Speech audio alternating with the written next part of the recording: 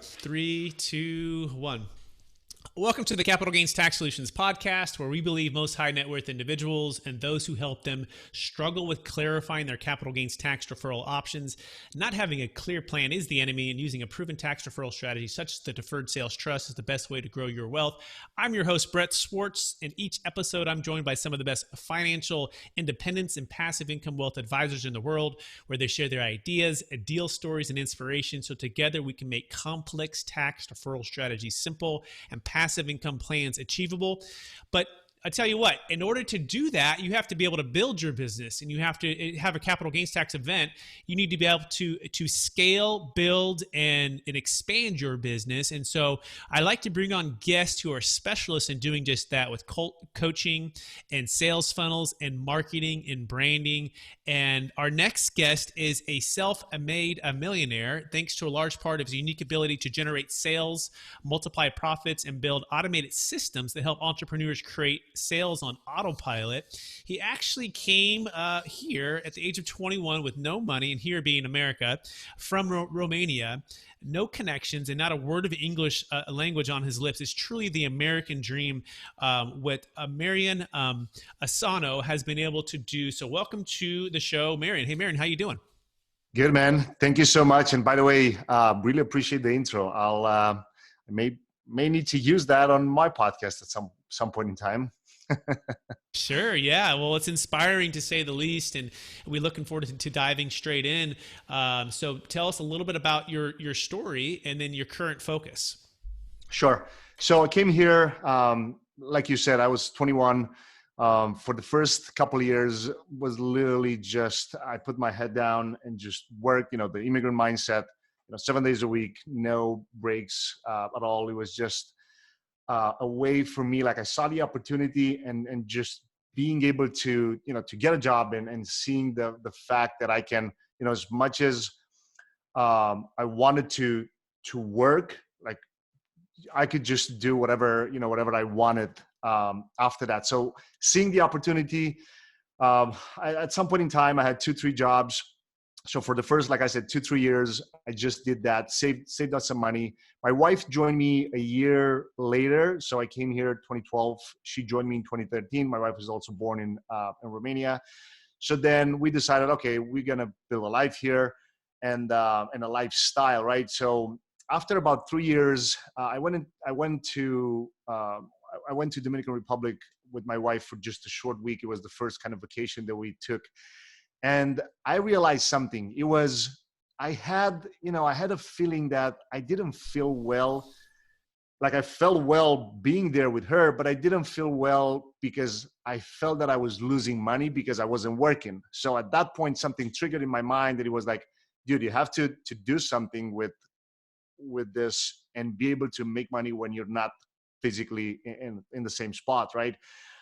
So I started my first business. It was a local brick and mortar fitness equipment transportation company, and that evolved into a bigger company. And that's kind of how I started my entrepreneurial journey, right? And then a few months later, about 9 months right after I started that, the company grew. We were making anywhere $600,000 to $700,000 in sales, and because of some immigration papers that didn't meet the deadline, I had to leave the country for about 9 months, 8 to 9 months, something like that. So the funny thing was, the time that I was gone, the company actually doubled, and that was just because there were specific marketing and sales processes in place that were able to be automated to be able to sustain the operations and also the growth of the company, right? So when I got back, I had a lot of friends that were just, contractors, local brick and mortar shops, and they just started to ask me questions. I didn't know at the time that it was called consulting. I was just giving free advice based of my own experience. And then I started to just help them, build their own systems, kind of implement what they were missing in their own businesses. And then I got really focused into the sales funnel, online marketing community. And then about 3 months later, one of my funnels hit the 7-figure mark. And then from there, I started to actually help more and more people. At first, I was just working with local brick and mortar shops. Um, then I understood that in order for me to have a bigger impact, I have to kind of transition a little bit into the services that were selling their offers online, because that's easier to scale, and you can actually you can have a much bigger impact with that. That's my focus now. I work with coaches, consultants, online creators, kind of helping them productize their business model and automate the whole process. Absolutely love it.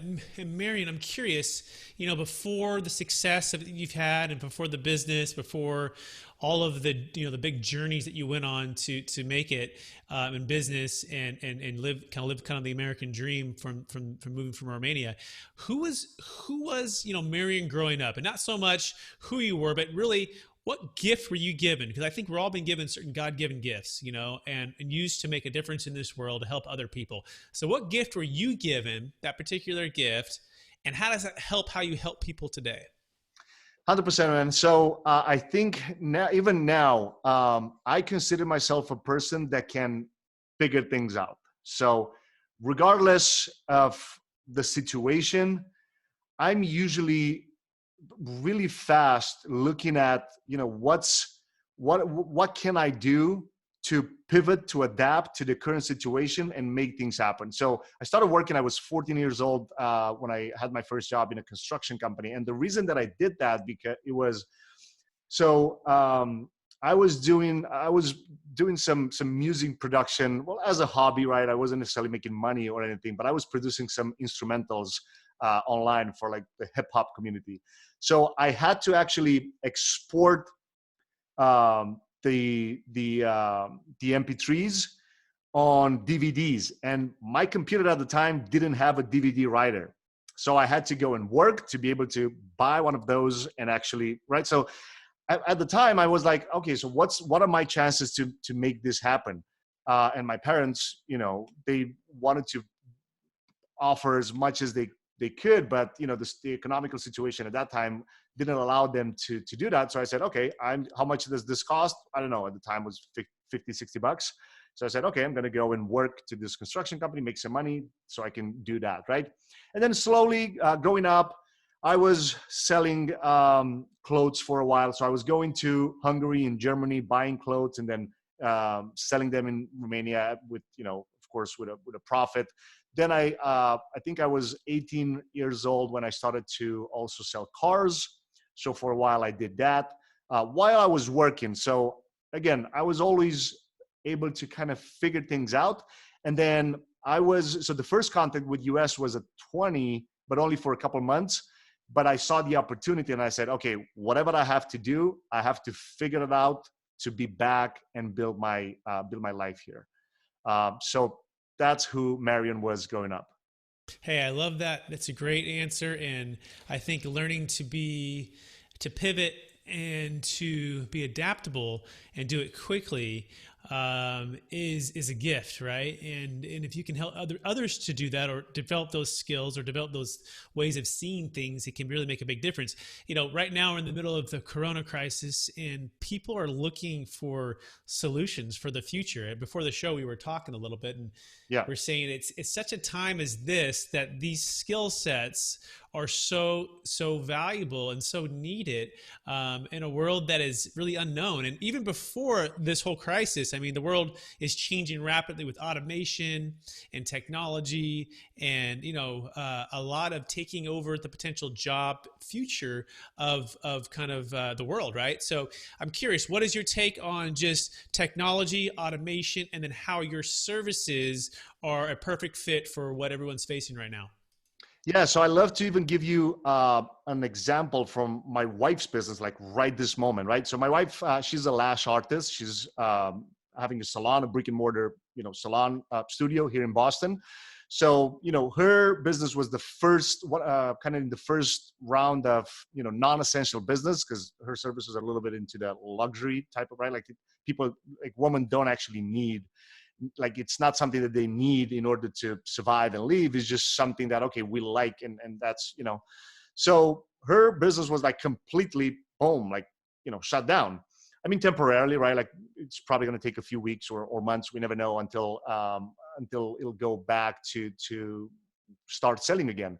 So I said to her, look, that's only one way that you can actually start adding some revenue into your business right now. So you have a skill set that a lot of young women would like to learn. We set aside about 3 days. We filmed, about 20, 30 tutorials, putting those tutorials together into an online course / online coaching, because she's also answering some Q&As every week. So now she's actually launching her first funnel, selling the skills that she already had to other people that want to learn how to do that, right? So that was something that, she had to do. Like, there wasn't enough it wasn't enough time. You can just, it's your choice to use the time wisely or just use it to complain. And it's a tough time, but you have to pivot and adapt, because if not, until you get, aid from the government, and until you wait for the world to get back on track, which we're probably looking at a couple, months, in my opinion, and even the economical impact is going to be after that, you have to adapt to whatever the market can offer you, or what you can offer to the market. Actually, it's even a better way to put it. So that's how we were able to pivot her business into doing this, right? So that's just a practical, like literally live thing happening right now. And I was talking to a couple of friends of mine that had restaurants that, you're not able to have people in the restaurant. And even think about it, even when all this is said and done, let's say 3-6 months down the road, in my opinion, it's going to take even longer for people to feel comfortable to do that. So, you have to pivot a little bit and find ways to add multiple income streams to either your current business model, or sometimes you just have to, maybe, if you cannot adapt, if you're not able to, let's say, I know I was reading an article this morning that one of the kind of the fanciest restaurant in Boston shut doors, like completely shut down. Like they're not even planning to open up, because they didn't have, it's like the top of the hub when you can see the whole Boston. So they don't have any home delivery type of service, like food delivery service built in, because that's just a luxury service. So, for that, it's harder to adapt. So at that point, you have to completely pivot. Like, you can either take your take your knowledge again and maybe package it up into some sort, like, or you had the skills, like you built a business already. You had employees, like, how to manage employees, how to maybe work on the profitability of that kind of market. So you either take your expertise and package it up into coaching, consulting, courses, things like that, or you completely pivot. In my opinion, that's the fastest way to pivot, because you don't need to master a new set of skills. You already have the skills, so might as well, put them together and start offering them. At first, you can offer them for free. I mean, the time passes anyway, so you at least build a list of people that want to learn from you, and then when things are a little bit kind of safer in the marketplace, people will be more comfortable to pay you for that advice. But in my opinion, the fastest way to do it right now, it's you either adapt. So if you have a way to adapt your service or your product to whatever is happening now, or the next step is you have to pivot. So you either monetize your experience, your expertise to whatever you were doing before, and then just package that up into online consulting, coaching courses, things like that. I absolutely love it. And I'm actually going through even before this happened in January, I joined the One Funnel Away Challenge with Russell Brunson, and I started to, the ClickFunnels Platinum and the Expert Secrets. And I mean, just kind of diving all in. And it's like my mind is open to this whole new world. And that's what Marian's talking about right here is adjusting and adapting, but taking it online and using the skill sets and the experience and really the expert that you are, and packaging that in a way that's valuable to others. Because one of the best things I've learned from Russell, it's like you don't necessarily need to become the expert overnight. You just need someone who's one step ahead of you to take that next step and to becoming closer to that expert. Now, you may already be an expert in your field, and now you need someone like Marian to package that together and put that all online and coach you through that process. So again, you can add value, monetize it. And I'm just scratching the surface here, but Marian, what are maybe the three biggest mistakes people make when trying to make this transition, or maybe even just the three best practical steps someone would take if they're listening to this for the first time to say, how do I even start? Yeah, no, that's actually one of the most common questions that I get. So usually we look at a couple of things. Number one, we never want to reinvent the wheel. So what do I mean by that? You don't want to say, hey, I'm unique. Nobody else sold what I'm selling or what I want to sell now. Everything is right, unless you have a huge budget to spend on marketing and things like that. What you want to do is you want to make a list of at least 5 to 10 people that are already doing what you're trying to do, right? So if you are an accountant and people are already selling courses on accounting, you want to look for those people. And if you don't know who those guys are, you can go to YouTube. So I use a tool called Keywords Everywhere, and it's a free Google Chrome extension tool. You install it on your YouTube channel, and then you have to pay, I think, I don't know, $5 to $10 a month just for the credits, like for the searches. So then what you're able to do is you type in the phrase on YouTube, how to become an expert in accounting, or how to sell accounting or accounting online course, or whatever it is, right? Like, let's say you are some sort of health coach, or doesn't matter the industry, you can type in those keywords. And this tool, Keywords Everywhere, it's going to tell you the amount of searches that phrase takes per month, specifically on YouTube. And you can have a couple of settings in there. I don't want to get too technical, but you can see if people are searching for that in US, around the world, or anywhere, right? Like whatever the country you are in. So once you look at that, then you can look at what are the 10 kind of like the first 10 spots that show up with those results, right? If you don't know who the competitors are, you can look at the 10 results and then click on that, and then click on the channels. And then you are able to see, oh, so this person is the first one. He's the expert in whatever we're searching for. And then you click on their channel, and then you see what they're about. Another trick that you can do there is when you go to their YouTube channels, you are able to sort by the most popular videos. So now you don't just see that specific video that showed up first, you also see, hey, is this person an actual competitor? Or is this person doing what I'm trying to do? Or they just had luck with one video, they just did a video and it popped, right? Because you want to make sure, like, if somebody is selling, how to take care of your finances as an online course, but the person has only one video that took off, maybe it's not necessarily a competitor, it was just a one video that took off. So you want to make sure that it's more than one video that they talk about the same topic, or mixed topics in that. So you make a list of 5 to 10 biggest competitors that do this, and then you identify the most viewed pieces of content from their channels, and then you keep note of that, because that's going to help you in step 5 or 6 that I'm going to share with you. So the second step is now you can go to facebook.com/ads/library, because now you have their names, and you can go and type in their names, and literally you're able to see all the ads that they're running. So right now you have one of the most valuable pieces of data from your biggest competitors. You know what their ads say, you know what they say in their organic content. So then when you go to their ads, you can actually click on the ad, you click on the page that they're promoting, and you see what they sell, right? So you have a list of, hey, this person is selling a one-on-one coaching, this person is selling group coaching, this person is selling an online course, this person is selling a book, right? So now you have a list of every single thing that these guys are selling.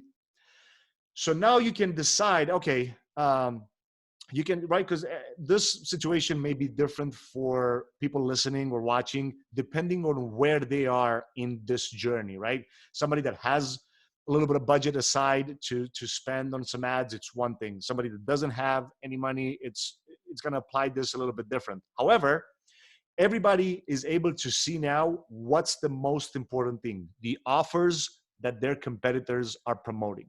So once you know these offers, now you can go back to the drawing board and say, okay, I want to sell a combination between a course and a one-on-one and a group coaching. So now you create a hybrid. In my opinion, hybrid is the best, especially at first, because you don't need complicated funnels. You can also attach a one-on-one component. So for example, I'll give the example from my own products. I have a group coaching package, which people get a one-on-one call when they enroll. They also get access to an online course that they watch. And every week they get access to group coaching calls where they can ask questions, share their screens, things like that. So it's a combination, it's a hybrid. So the reason that I think this is important, online courses on their own usually don't have, like, people watch them, but not a lot of people actually implement and get results. And it's hard to keep people accountable without some sort of interaction between you and the person that's consuming that, right? So that's what I think this hybrid kind of package works the best. Next is, so they put a simple presentation together. I don't want to call it a webinar, because then people really focus on, hey, I want to really focus on an hour and a half, slide deck presentation that's going to take a long time to do. No, I'm talking about a 20 to 30 minute presentation that you just give strategy type of value. And then at the end, there's no pitch. You just say, and guys, if you like this training, below this video, you have a button that you can click to book a call. And I'll be happy to talk to you on how we can implement this in your own life or in your own business, whatever you sell, right? So up until this point, there's nothing complicated. You just record your screen, talk about a strategy that you are great at, explain, usually anywhere between 3 to 5 bullet points. You don't want to go more than that, because then it becomes complicated for people. You want to give people a quick win. So what we just did on this podcast right now, I gave you a Google Chrome extension that you can do. You can go right now to facebook.com/ads/library. So I already gave like 2-3 quick wins. I recommend people implement this in their presentation too, because people need something valuable. Like, you watch a lot of webinars that for the first 20 minutes, they just talk about their story, which it's boring. Like, you want to focus on your story, but you want to blend it in a way that doesn't affect in a bad way the way that people consume that content, right? So the reason that I think the application funnel, it's not, essentially they just book a call. You ask a few questions, nothing complicated, nothing super complex. The reason that I think that's important, if somebody, right, like you can test your offers one-on-one with people. Like, you can actually see how people react when you mention the offer. Like, if you say, okay, my program is $2,000 and it includes group coaching and this course, and it includes a one-on-one call, and it includes this and that. And you see how people respond. You'll see what their objections are. And you don't even have to have your product created. You need the outline, right? So I usually recommend a 9-step outline, and I call that a success map. And I took this, like, I heard this for the first time from a friend of mine that's doing like membership sites and things like that. Stu McLaren, you're probably familiar with him. So the 9-step format essentially gives people 3 different stages. So every stage has 3 different bullet points. So you have a success map that takes people from A to B.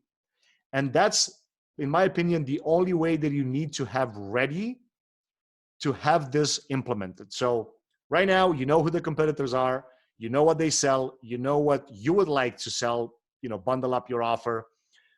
You know what to say in your videos, because you already watched your competitor content already. You know that you need a book a call consult page, super simple page. You literally just need a headline, a video, and then a button to book a call. And then on that call, you need to have the outline ready to go. because you want the people that are watching or the people that are talking to you on a share screen to see and identify themselves in that outline. So if you have a 9-step process, people look at it and say, oh my God, I'm at 0.5. I need 5. I'm at 0.5. I need 6, 7, 8, and 9, right? Instead of you telling them, so you are right here. No, you leave the viewer, the prospect, the lead to say in their, at least in their mind, oh my God, I love this process. I need this, right? So right now, what we just did is I just break down this entire, like this is my outline on my own program. So people, people listening will say, oh, I already know who my competitors are. I already know that I need to promote this type of offer. I don't know how to create a book a call type of consult page, right? Or somebody would say, I already know all of this. I just need to put some more gas on the fire. And gas on the fire is just once you launch this and you have 10 to 20 people, and even less than that. Like if you have 5 to 10 people that pay you for this, that's it. You're able to launch it. So you don't need to create, 30, 40 videos of content unless you have the time to do it. But ideally, the questions that people will ask you, those become lessons. So you never want to, like fully create the entire thing, because that you don't know exactly if people want to buy that, right? So, and then we get to the, I think it's step 8, if I'm not wrong, where if this converts, and you realize, and if this converts, it converts at what offer converts. Will eventually convert. You just have to figure out what's the best price point in relationship with your products or your product suite that you want to combine. If this works, now you're ready for paid ads, right? Now you're ready to just promote the videos more. So it's just more eyeballs. The more people know you, the more people will like you, the more people will trust to buy from you, right? And that's literally the whole thing. And then step 9, you can go into automate and outsource, when we really get into, okay, now we can build your webinar funnel and have a little more complex, automation on the back end. But before that, you don't need stuff like this, because you'll just wait too much until you launch it if you want to implement everything. And it's going to be hard to identify what doesn't work. If you just have, a few videos that provide value for your customers, and then at the end, you just invite them to book a call. If you're getting a lot of people to book a call and they don't buy from you, we know where the problem is. Your offer or your sales conversation needs some improvement. If you don't have enough people to book a call, well, we know that you need more eyeballs on that, or, it may be a technical glitch where people click the button and they don't get to the page or whatever, right? So it's easier to identify what's broken in this process if you keep it simple, versus if you try to go complex from the first time. It's going to be hard to see what works, what doesn't work, and how can you tweak it to make it better and to make it faster to work. If there's one thing I gather from all, and wow, what an amazing wisdom that you just shared, and tons of value there. And for listeners, rewind and hear that again. But if anything, what I gathered is you need a coach, and you need an expert, and you need a mentor who's been through it, like Marian, to help you implement all of that. Because even if you could, gather all that in your head, it's the experience, and it's the repetition, and it's the professional expertise that someone like Marian has to help you implement all of that. So that is amazing, and also kind of intimidating too, right? Because it's a lot. But if you break it down into those 9 steps, right, like you said, and if you have a coach and accountability and somebody to walk you through each steps, it's really not that daunting. It just takes some work and some time and some energy, if I'm hearing you right. Yes, and also pretty much, other than the complex part at the end, people could essentially get this. So you'll have to kind of, stop, pause for a second what I said, and then replay it, and then go and implement it. So essentially, you can go right now, like you can pause this episode, whatever you're consuming, if it's audio or video, and you can go and implement what I just said. Go to YouTube and identify what are the key phrases that belong to the problem that you're solving. One thing that I think I missed, and I haven't mentioned this. So when you go and do this research, especially on YouTube, think about, you want to break it down into almost like reverse engineer, like what's the problem that you're solving? You help people lose weight, you help people with taxes, you help people with marketing, you help people with investing, you help, right? Depending what it is, that's what you want to type into YouTube. And then you'll understand, is it this what the people that you want to serve are searching for or not? And then if it's not, that's fine. Just look at what pops up and then kind of reverse engineer those titles and those things. And then, once you identify that and these are the things that people are searching for, these are my competitors, you are able to connect the dots. And of course, once you go and you start implementing this and you get these quick wins, you're going to realize like, okay, now I need to get this done a little quicker. And, the audience will be broken down into a couple different levels, right? Like somebody that has the time and they can implement it, and cool, you have the time, you can go and do it. If you have a little bit of money to set aside, you have to decide, like, are you willing to completely learn this from scratch and do it? Or you just want to spend a little bit of money and have it done faster? It's all up to, at the end of the day, what stage you're in your business. That's great. And Marian, I wonder if you can just share maybe a quick, kind of deal study or case study or client story of somebody who had zero experience with this kind of the online, this whole world, and how you took them through the 9 steps. And you can just share, just roughly what business was he in, what kind of, maybe, I don't know if you track revenues, and then all of a sudden he did this and he was able to succeed. Any deal stories come to mind? Yeah. So one of my favorite is she's a health coach. So she used to just work with people one-on-one, like in person. After she started, like at first, before we even had this process dial into the 9 step, I think at that point it was 6 or 7 steps when we were teaching this for the first time. And then she went and implemented this. And I was super amazed to see, people from all across the world starting to kind of reach out to her to book a call and talk to her, and realizing that she can actually offer this service to anywhere in the world. And right, because she's an expert in health, and she's able to bring people, take their previous kind of lifestyle that it wasn't focused on what type of products to buy to not break the bank and still live healthy and not waste too much time and a bunch of other stuff. So I loved, being able to help her. So she was selling the one-on-one services at that time for like $800 to $900. And the moment that she implemented this, and then she bundled it up with the course, and then she bundled it up with a group coaching, she's now selling every single package at $3,000. So she increased that, like she like triple and a half. And that's my favorite story. Like, she's now helping tons of people. She was able to even reach out. So we have a little script in step 7. It's a video script that you send to either customers or other people that, you want to also connect with them. So if you use an interview style like this to build authority, it's kind of like a bonus in there. She had JJ Virgin, which is a huge name in the health space, to work with my client on her summit, having as a guest on a summit. And then she gave in a testimonial for her book too. So she's my favorite success story out of all. That's an amazing story. And she's not only making more money, but she's helping more people, and she's even bringing more value, which is the key here, because she's bundling it together.